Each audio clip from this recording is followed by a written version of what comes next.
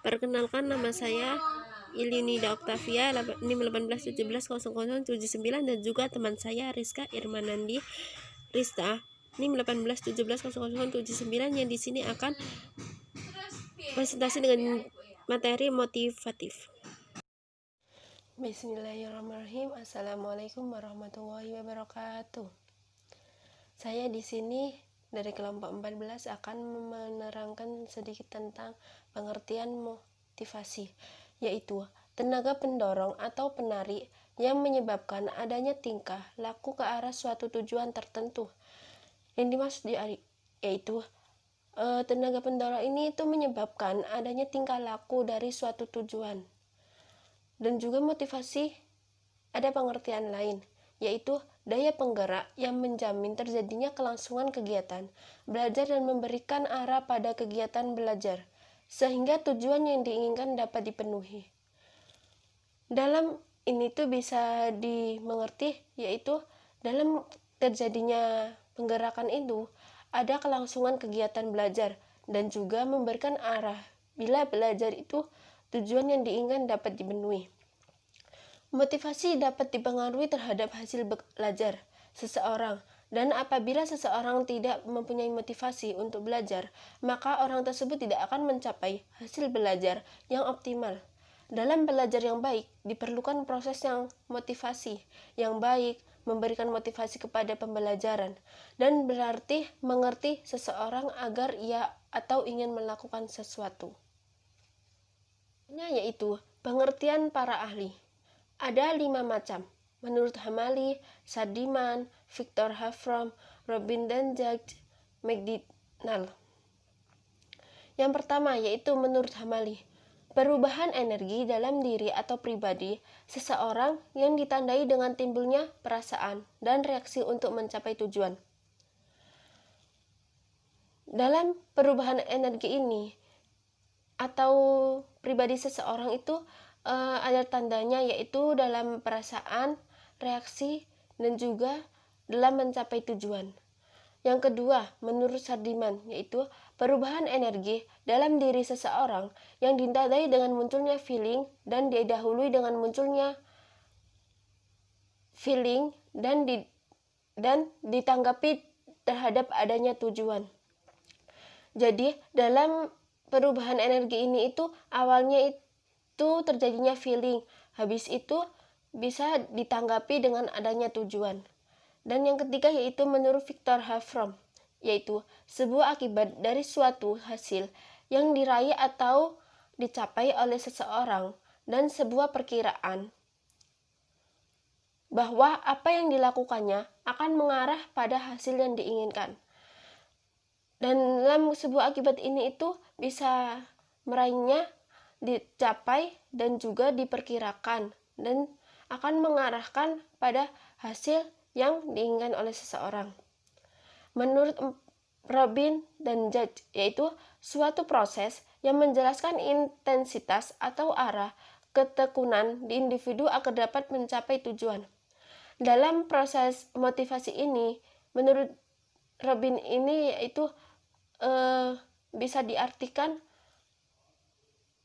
menjelaskan intensitas dulu, baru arah ketekunannya seseorang itu dan menuju ke tujuan. Yang kelima yaitu McDonald, yaitu perubahan energi yang ada dalam diri seseorang yang ditandakan dengan adanya feeling dan didahului dengan respon adanya tujuan tersebut.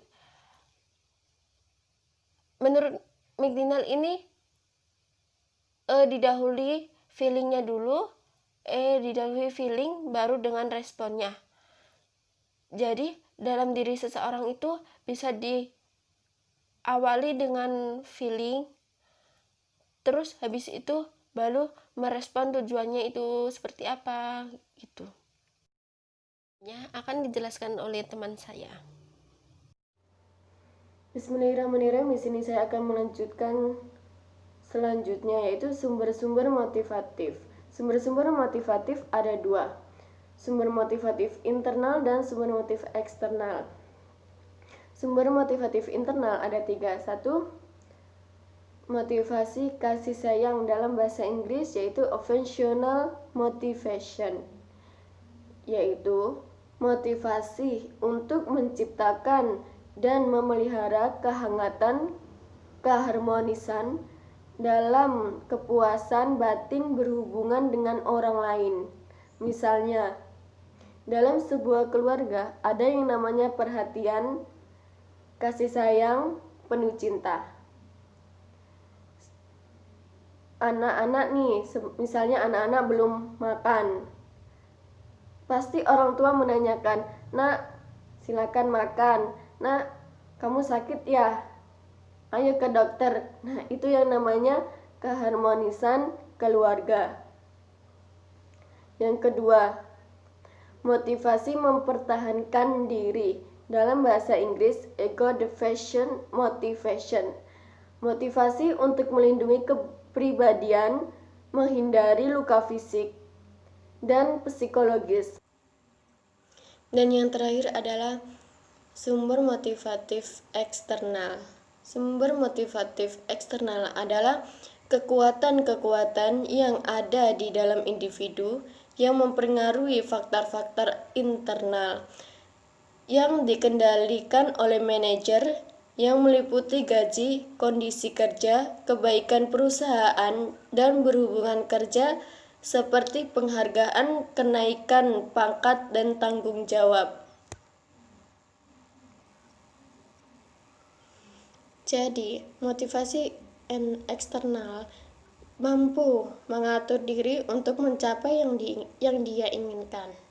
Bisa bekerja keras dalam hidupnya, mengatur waktu yang sudah ditentukan, dan mengelola waktu yang sudah dipastikan dalam hidupnya, dan mampu mengelola perusahaan dengan baik, dan tak lupa bertanggung jawab dalam hidupnya. Itu yang dinamakan motivasi eksternal. Bisa dikatakan sempurna dalam hidupnya dan mengatur apa yang dia inginkan tercapai. Dan yang terakhir adalah kesimpulan dari motivatif.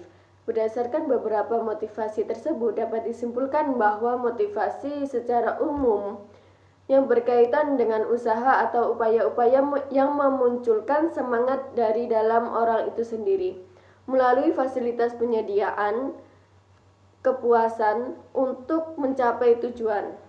Atau dapat juga dikatakan motivasi merupakan kegiatan yang mengakibatkan, menyalurkan, dan memelihara perilaku manusia supaya mau bekerja dengan giat dan antusias mencapai prestasi kerja yang optimal. Timbulnya motivasi karena ada kebutuhan yang belum terpenuhi. Mungkin kurang lebihnya saya mohon maaf. Wassalamualaikum warahmatullahi wabarakatuh.